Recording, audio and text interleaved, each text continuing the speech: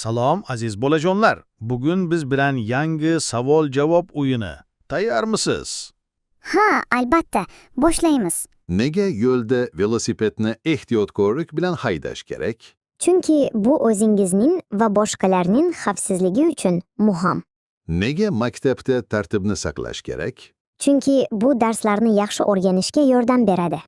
Nega kichiklarga yaxshi so'z aytish kerak? Chunki bu ularni quvontiradi va yaxshi odat o'rgatadi. Nega daraxt ekish foydali?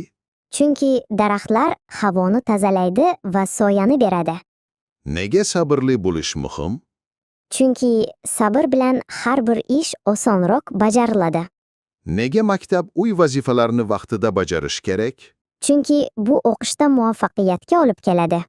Nega onangiz yoki otangiz chaqirganda darhol javob berish kerak? Chunki bu hurmat va e'tibor ko'rsatishdir. Nega yaxshi odatlarni boshqalarga ham o'rgatish kerak? Chunki yaxshi odatlar hayotni chiroyli qiladi. Nega mehmonlarga samimiy muomala qilish kerak? Chunki mehmondo'stlik xalqimizning qadriyatidir. Nega o'z narsalaringni tartibda saqlash foydali? Chunki bu narsalarni tez topishga yordam beradi. Nega quloqchin bilan musiqa tinglaganda baland ovoz qo'ymaslik kerak? Chunki bu quloqlarni sog'lom saqlash uchun muhim. Nega dars paytida telefon ishlatmaslik kerak? Chunki bu diqqatni chalg'itadi va darsni tushunishga to'sqinlik qiladi. Nega qo'shnilarga yordam berish yaxshi ish? Chunki bu mehrni oshiradi va do'stlikni kuchaytiradi. Nega bolalarga va hayvonlarga zarar yetkazmaslik kerak? Chunki mehribonlik eng go'zal fazilatdir.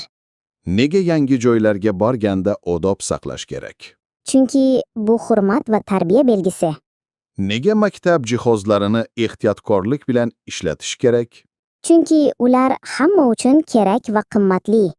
Nega chiroqlarni faqat kerak bo'lganda yoqish kerak? Chunki elektrni tejash tabiatni asraydi. Nega darsdan keyin o'qituvchiga rahmat aytish kerak? Chunki bu minnatdorchilik va hurmatdir. Nega soatni kuzatib ish qilish foydali? Chunki bu vaqtdan to'g'ri foydalanishga yordam beradi. Nega jamoat joyida jim bo'lish kerak?